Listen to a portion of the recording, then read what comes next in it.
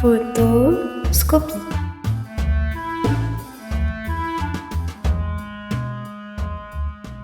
Aujourd'hui, vous allez découvrir une célèbre photographie en compagnie de...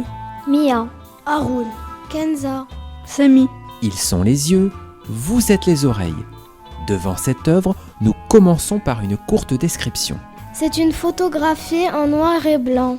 Je vois une foule de gens debout. Ils sont à peu près 40 personnes. Ce sont plutôt des hommes, mais il y a aussi quelques femmes. Nous sommes dehors et il y a aussi un homme installé à une table. Une femme se présente tête baissée devant la table et tout le monde la regarde. Je distingue des cartes d'identité sur la table. En face du photographe se trouve une autre femme plutôt forte. Elle a l'air agressive. Oui, parce qu'elle a le bras levé. À l'arrière-plan, on distingue un bâtiment avec des barreaux aux fenêtres. Tout à gauche, j'aperçois un homme avec une tenue de prisonnier. Il porte des vêtements avec des rayures verticales en haut et en bas. Le photographe, évadé d'un camp allemand pendant la Seconde Guerre mondiale, accompagne les Américains pendant la libération de Paris en 1944.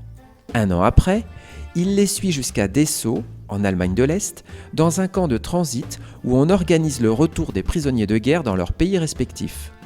Je crois que c'est Adolf Hitler qui a déclenché la Seconde Guerre mondiale. Il a fait prisonnier et tué beaucoup de juifs. Je crois qu'Adolf Hitler brûlait les juifs et en faisait des savons. Mais heureusement, il y a eu des survivants, comme on peut le voir sur cette photographie. Finalement, les Allemands ont perdu la guerre après l'intervention des Américains. Mais pourquoi l'ancienne prisonnière de guerre à droite sur la photographie gifle-t-elle celle qui se présente devant le responsable du camp ? Peut-être qu'elle était sa gardienne lorsqu'elle était emprisonnée. Ou alors la surveillante de l'usine de savon.